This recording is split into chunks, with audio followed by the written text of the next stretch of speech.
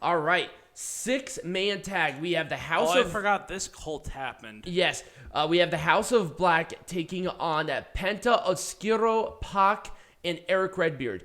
The crowd was really into it, and I thought it was fine. It was almost to the point of like legitimately. This was almost a 30-minute match. Legitimately, AEW is a cult masquerading as a wrestling promotion. These stupid fucking fanboys and these incels in the crowd are just terrible. The problem with this match is that it went way too long. They started this match. It overstayed its welcome like 1/4 of the way through. Yep. It was so bad. I'm gonna give it a thumbs down. Not a 2 thumbs down, but a thumbs down. I'm gonna give it a thumbs down. I thought there was some really good stuff in there, and with it was decent. This was Buddy Matthews. This was Buddy Matthews' debut. The only problem was that it overstayed its welcome by like 15 minutes. Oh God, it was terrible. They started this show at our time.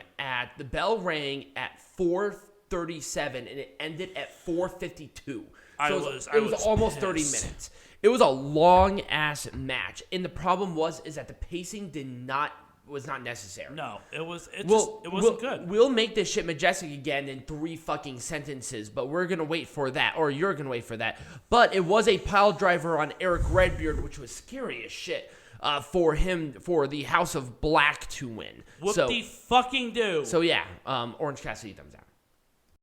All right, Penta Gallery, let's make this shit majestic again. I think this is the first time I think that we have to make AEW majestic again. We actually have a couple of points to talk about and like to really dive deep into it and get into it. So the problem with this match is everything before it kind of killed the crowd.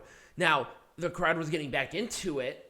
Let me give you a little bit of context as to where I'm coming in from. So I've watched AEW for a couple of years now, and after a certain point in time, you kind of have an idea as to how these matches work. Like you have an idea of like how certain matches are going to go based on what's been happening, right? Am I wrong? No. And so I think what is really killing me right now is that I'm starting to get to that point in AEW where everything is just becoming predictable.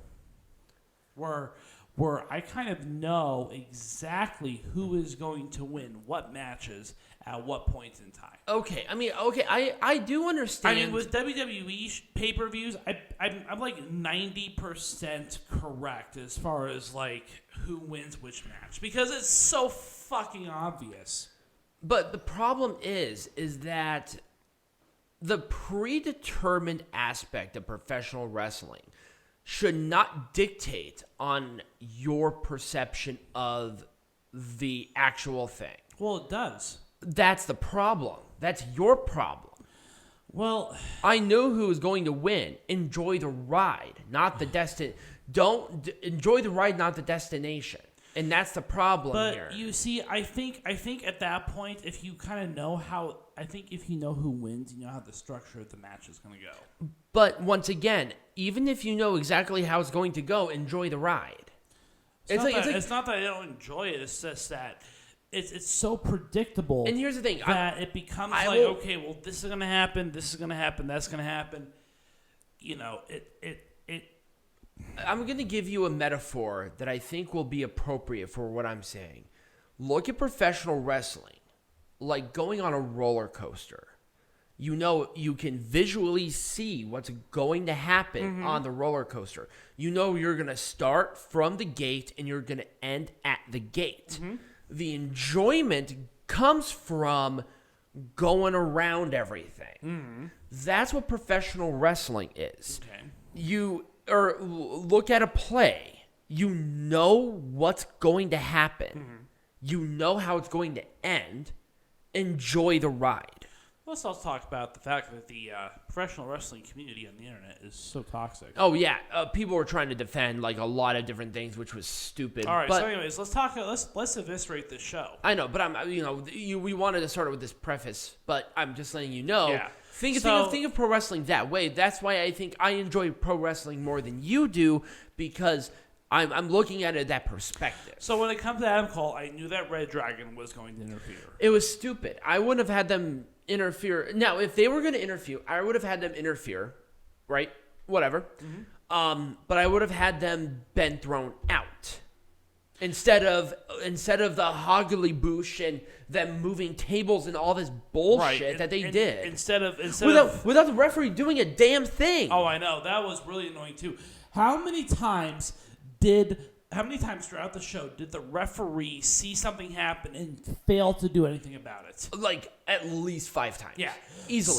So these referees are trained by the NFL or something because these people are fucking blind. They are so blind, awful. and unfortunately, that's the kind of stuff that's going to hurt Hangman Page's title run. It's going to hurt AEW. Yeah, in general. It's going to hurt AEW. It's like you see these guys, and you know it's going to be a good match. Have them have a match. Now, in interference does not hurt. I don't need it. Well, it hurt this match. No, it hurt it because they did it like 3 times. Yeah, exactly. Do it once, and then be done. And then have Dark Order come out and do their little snafu and then have them fuck off, I would have been okay with it. But not only did they do the interference, but then they also moved the table, and then they also tried to interfere again until Dark Order came out. That's what happened. They interfered 3 times. Yeah, they did. That's not what you're supposed to do. Right, exactly. No, because, I agree. Because it made Adam Cole look weak. Yep, it made Adam Page look weak too. Because, heaven forbid, Adam Page cannot win a match without his friends helping him out. Right. It's like, no. Can Adam Page not defend himself? Is he not a fighting champion? Right. I mean, I expect that from a chicken shit heel like Roman Reigns, but not from a babyface like Adam. Is Adam Page even a babyface at this point? I don't know. What is Adam Page? And that should not be your perception coming out of a title match like this. Right. Where Adam Cole is a clear heel. He is. So having his friends come out and help him, that's perfect. Once. Not 3 times. I know. Because the referee saw it all 3 times. Now, if the referee didn't see it, fine. Maybe if they try to help, or if they try to help again, but the referee caught on to their shit and then threw them out, cool. And I knew that when reDRagon didn't win the tag team titles, I knew that Adam Cole was not going to win. It can't be that predictable, and that's the problem. Anyway, so that's what I probably would have done. I would have had reDRagon either been thrown out the first interference, or them trying to do another one, but the referee catches on to their bullshit, and then say, "You're out of here." And then Adam Cole does a low blow or do something kind of sneaky, and then better constructed match. And then you have Dark Order interfere on the ramp at the stage instead of at ringside. Right, they're trying to come out, and then they can come out and do that. Exactly. Right. There was a lot I would do to this. Oh my fucking god, this match was terrible. It was. I would have cut it in half by time. Yep. The should not have been given as much time. Also, CM Punk's blading was way too early. He was gushing. His hair was sticking, and it was too early. Here's the thing. I'm going to say this because I think once again it illustrates my point. It's great to have all this blood. No, it was actually kind of gross. The blood to me is fine. It's when you do it is the difference. CM Punk lost so much fucking blood in this match. It wasn't even within 5 minutes, and then CM Punk started bleeding. That was way too soon. It should be at the very end of the match when somebody starts bleeding. But CM Punk lost so much blood that he couldn't keep himself up. Right. That's how bad it was. Now, I want to illustrate an example of blading done right with another match that AEW blading had. Is so 1980s, too. Right. Now, keep in mind. Now, there was another one where I think blading was done right within this company. And that was, well, number one, the Moxley-Bryan Danielson match. They did it right. But let's talk about the Cody-Dustin Rhodes match at the first Double or Nothing. Right. Now, did Dustin cut himself too deep? Yes. But it was more towards the end of the match. There was maybe another, 7 minutes, and then he started gushing blood. But that made sense. Where CM Punk did this way too soon, where he was bleeding more than he was not, and that's not what you should do. That's not how it should be. I mean, I personally have a moral obligation towards blading. just in general, because I don't like the practice of blading. If you want to get cut, you're getting cut the hard way. Right, exactly. I mean, that's my point. You shouldn't make yourself cut. That's not... There is a way to There is a better way to do it. There is a way to hit somebody. But anyways, I have a moral obligation towards blading. And I think that you don't have a moral obligation. You have a moral issue with it, because an obligation means that you have a duty or something. So I have a moral issue towards blading, just in general. I don't see. I mean, I understand it. I just don't care. You can have a good match without blood. Of course, AEW. This was a dog collar match. I know the AEW incels they want blood. This is a dog collar match. They'll never see blood come out of a female in their life. I can under. Anyway, there was a lot of thing here. Cut it in half. I don't particularly mind the blood. Right. Just do it at the end of the match instead of at the very beginning of the match. Unless a person is bleeding accidentally, right? Then cool, right? Then whatever, right? That's different. Again, interferences ruined this match. Yep, the interferences ruined this match. Britt Baker is more than capable of taking care of herself. She's a big girl. She can take care of herself. She has a doctorate, for God's sake. Like, come on.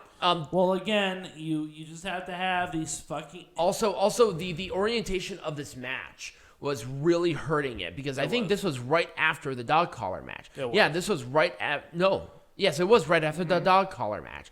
So it just really hurt because of the orientation of the matches. Yeah, so this was kind of the sleeper. This was the sleeper. Yep, this was in that a title match should not be a sleeper match. No, it should not. This was awesome. I think this was a perfect placement. It was a good opener. It was bruising, but it wasn't bloody, which I really enjoyed. So because these two definitely had like a blood rivalry. They were like in each other's faces. Mm-hmm. They explained it really well. But they didn't have to bleed in order to tell the story. Now they bruise each other up. Like, they're feeling that tomorrow, especially Eddie Kingston. He had a huge bruise on his eye. Now, of course, we got to talk about the fact that there were some pretty dangerous spots in this match too. Literally, the first move of the pay-per-view was a concussion. Well, he was not concussed. It was just really scary. It was the concussion waiting to happen. It was like Madcap Moss landing on his head, but that was a lot scarier. Right, but it was pretty scary. Like, you knew that this not going to be off to a good start. This match set a really high bar for the rest of the show. Did. And I think it kind of spilled into a lot of the other matches because these two had a really good match. I loved this match. But it just set such a weirdly high expectation for me. I liked it. I didn't love it. And the only reason I liked it was because it was actually a good match. What I didn't like about it was, of course, the spots were a little more on the dangerous side. And I know that Chris Jericho and Eddie Kingston can handle it, but it was just like, whoa, let's slow down a little bit because this was the curtain jerker. Maybe you're sitting there saying this was not entirely necessary. Right. I can see that. This was awesome. This was my favorite match of the night. I'm going to have to agree with you. He's like, oh, well, what about this blading? But this one made sense. And it wasn't until much later in the match either. Right. Moxley just bled a lot. Mm-hmm. That was it. And also, Bryan Danielson is a very close-up fighter. So, of course, he's going to get covered in somebody else's blood because he's, like, doing grapples and stuff against a bloody guy. You don't think that's going to get smeared on you in, like, 2 minutes? It was a classic wrestling match, and that's what I wanted. But also... John Moxley is not known for his classic wrestling matches. But also, what I really liked about this, it wasn't just a classic match. It was a brutal match. It was. They fought each other. Yeah, this was a fight. This was a brawler match and a technical submission match. It was a lot of fun. I really enjoyed the whole experience of this match. I like this match. I know you don't like Spot Fest matches. This was a Spot Fest. It was the Young Bucks are obviously they're the Spot Fest queens. The queens.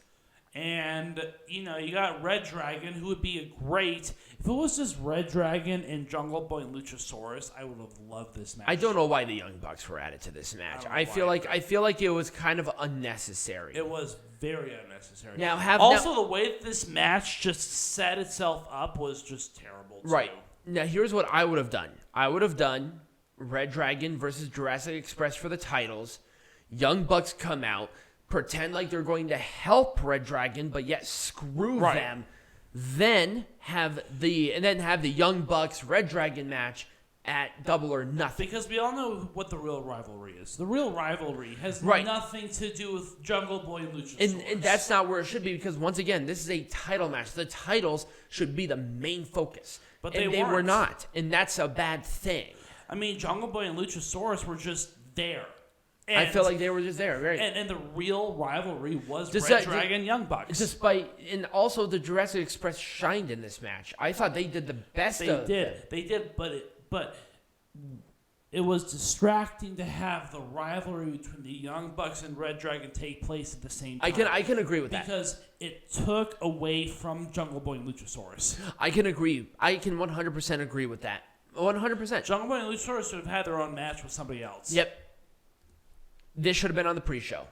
I don't know why this wasn't. Absolutely. This should have been on the pre-show. Or have Sammy Guevara defend the title against somebody. But this was... Well, here's the thing about this match. It was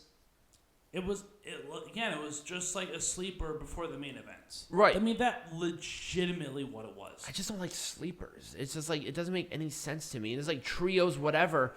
It was so random. When in the hell was a tornado trios a no disqualification? I've never heard that. Well, it's a tornado tag match. It's a tornado tag match, but that doesn't mean pillar and plunder. It's still one team against another team. There's nothing there about no disqualifications. But that's a tornado match. There are no disqualifications in tornado matches. I've never seen that. You've never seen it again. Not that I'm personally aware of. So tornado matches do not have disqualifications because it's every man. It's just one team against the other team. There's no rules. Okay. Again, I understand the premise of the match, but here's another thing I want to talk about really quick too. While we're here, is I felt like the promos or the packages for a lot of these matches were not very well thought out. No, I don't think so either. I 100% agree with you. If there's one thing that I can compliment the WWE on is that they do a very good job presenting a package for a match. AEW used to be really good, but they're getting a little sloppy with it. For some reason, this particular pay-per-views packages for matches was weak. It was so bad. I can agree with that. I 100% agree with that. So the reason I want to bring it up now is because I didn't see the reason for this match. Now, are Darby Allin and Sting like the enemies of the Hardy Andrade family office? Yes. Why are Andrade and Matt Hardy working together now? Like what's the arc? So the arc right now is that the Hardy family office have a working relationship with Andrade, which is why it's now AHFO, because they had the working relationship. Mm-hmm.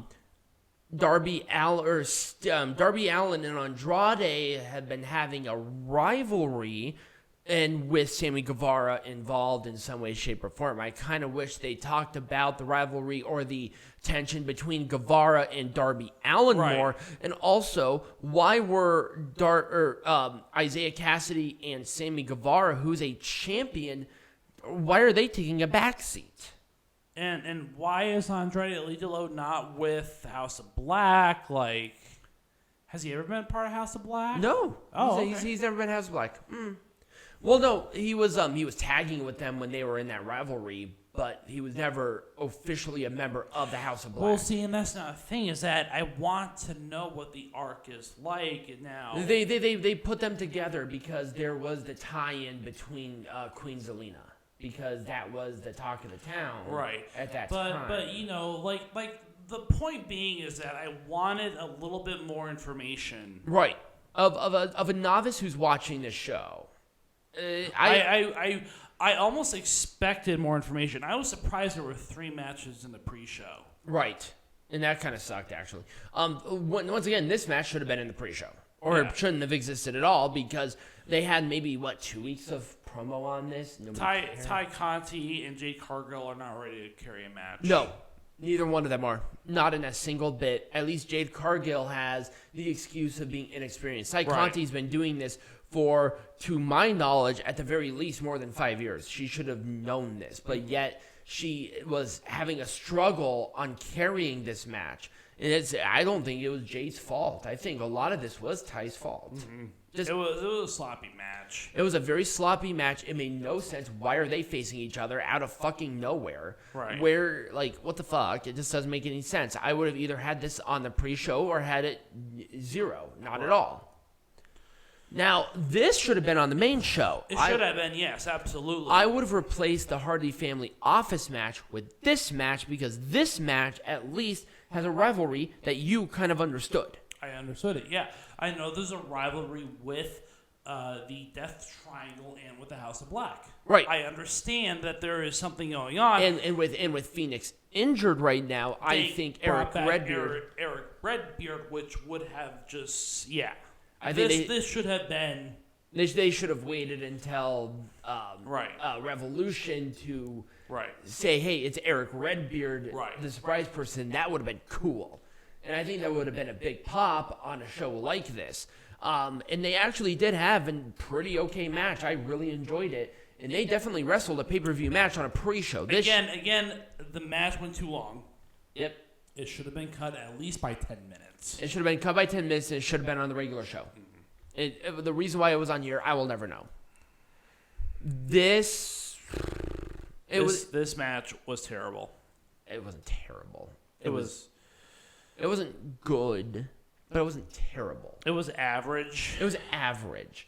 There was at least a rivalry with it, but you got 2 gals who cannot carry a match. They had a better match a couple of weeks ago when this rivalry started than this match. And that's the thing. They actually did have a good match on Dynamite. I think it was during a TBS Champion Qualifier tournament match. Yeah, and Leyla, why with the Russian colors? I'm not going to explain it to you. I know why, but she is not portraying a Russian. But the point is that you should be wary about wearing Russian colors because of the association with the fact that there's a legitimate invasion going on. Now, if she was like fucking Nikolai Volkov and being a Russian sympathizer, I can understand that. I didn't see a whole lot of complaining on social media about her gear. You know why? Because she's not trying to portray a Russian. I understand. She's just Russian. I understand. But the colors, though... With Masha Slamovich as an example, she's portraying a Russian. Mm-hmm. But Leyla Hirsch is not. Right. She's just a wrestler who happens to be Russian. But I kind of would have put off the colors for at least a while. Maybe do like all black ears. Right, exactly. Because she's a heel already. Right. I would have done something a little bit different. Or if she actually supports Ukraine, why not do Ukrainian colors as a defiant sort of thing? That'd be cool. But the point is that I felt like, based on current geopolitical situations, it was a little bad taste. Heel heat? It would have been a little much if she was trying to get heel heat. Yeah, I'm like, do you want her to get killed? That's like if Alexander Rusev was having the big Russian flag flowing down right now. That probably wouldn't have been a good idea. Or Lana giving thanks and praise to Vladimir Putin. That probably would not be a really good idea right now. Right. Anyway, I'll be honest with you. I think this should have been on the main show. Really? Hook? Yep. No. Yep. Nope. I think at least 0%. If this was a sleeper match, this would have been a better sleeper match than the AEW Women's Champion. This would have been a better sleeper match than maybe half of the fucking dog collar match. It doesn't have to be long. It just has to be there. This was the only perfect match for the buy-in. Really? I thought the other. I mean, I don't know. I think there were some matches that were on the main show that should have been on the buy-in and vice versa, and this is one of them where I'm saying if this was not, this should have been the curtain jerker. Instead of Jericho Kingston, this should have been the curtain jerker. Maybe, but you get rid of the TBS Championship match, and you get rid of the Hardy Family Office match, and you put in a shorter House of Black versus Death Triangle match, and this match, and you have a much better constructed pay-per-view. I don't know.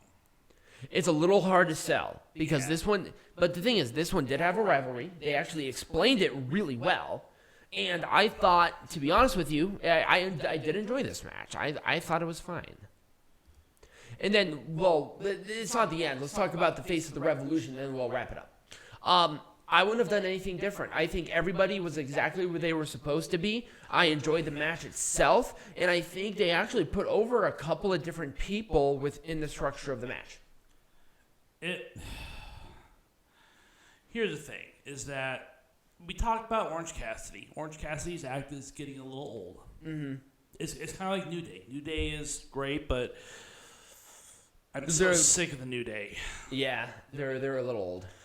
And what does Orange Cassidy have outside of like being Orange Cassidy? Here's the thing. I would love to see an evolution of him as a character. Orange Cassidy actually wrestled as a masked luchador. I can't remember his name off the top of my head. When he was in Chikara, he wrestled as a luchador. Oh. He's actually a very, very good wrestler. He just found this gimmick and it works. Well, it worked. It worked. I'll be honest with you. I'm kind of in the same boat. Orange Cassidy for me, it's like, whatever. It was fun. It was fine. Maybe if he did something like that, but was a heel, that might be kind of interesting. And then of course you got Keith Lee, you got Wardlow, you got Hobbs. They kind of jerked them off as the big guys because they were the big, huge guys, and then people are like hating on WWE for saying, "Oh, they like to promote big guys." Well, AEW is doing the same fucking thing. Well, because they're like, "Oh man, well Keith Lee is just like the guy coming from WWE." Right. Powerhouse Hobbs and Wardlow just have that sort of charisma that makes them really popular right now. And that's why one of them won.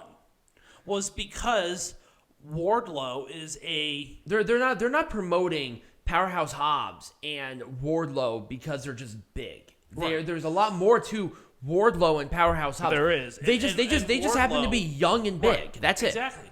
But they're promoting them like, oh, they're the big guys. They're the huge guys. They are the big guys. They are the huge guys, but they're also good. That's the thing. Right. This is not a Lex Luger situation. Right. They're not bad wrestlers. Right. They have charisma. They have presence. They're just wrestlers who happen to be big. They're not big guys who are made as wrestlers. Right. And then you got Christian, and then you got... Christian was there to lead the match because he had the experience. And then Ricky Starks was there because they wanted more people on the Team Taz heels. Ricky Austin Theory. Yes, basically. they like to jerk him off. And Orange Cassidy was there because Orange Cassidy, albeit his act getting kind of stale for me, he's still popular. So they wanted him at least on there to get that pop in every single match. I understand why. I do. I'm not going to be too nitpicky about it personally. I wouldn't have changed anybody out of the face of the Revolution ladder match, and I would have done a surprise maybe. I give it a thumbs down. I gave it a thumbs in the middle. But that's probably what I would have done. Overall, I did enjoy the pay-per-view. I did. It was kind of long. Revolution. Okay. It was a little long. People are saying, "Oh my God, it's the greatest thing of all time," right? It's not. 100% no. This pay-per-view Because I'm starting to understand the formula of AEW is now starting to become old. No, I've seen AEW do amazing things. And what about the debut with Bryan Danielson and Adam Cole? That was a much different pay-per-view. I enjoyed that one a lot more. By a mile. This one. No, people are enjoying this one a lot more. Really? Are they stupid? No, they are. But anyways, the point being is that AEW has found its formula. And I have found the AEW formula. And therefore, I will now start to be a lot more critical of the AEW formula because it is the AEW formula. I want AEW to continue to surprise me like they have always done. And I don't want predictability. Can we also put the fucking pay-per-views on Saturday again? Yeah, like, seriously. come on. I understand Sunday pay-per-views and whatever, but for God's sake, don't put on a 5-hour whatever. It's so annoying. WWE's at least been good about keeping it down really short. To where they at least end it at like 7:30 instead of 9. But beggars can't be choosers. Ugh. Anyways, Revolution, it was pretty average for me. I'm going to give it a thumbs. I liked it more than I didn't. I'll give it a thumbs up, but that's being nice. Yeah. Yeah, it's AEW is predictable now. Yep. That's it. Right. So, Peanut Gallery, what are we talking about next week? We're not sure. To be determined. To be determined. We'll let you guys know. But if you did enjoy this, remember to like, follow, subscribe, share with all your friends, become a patron. There's going to be a link tree down below. Check everything out. And as always, be majestic.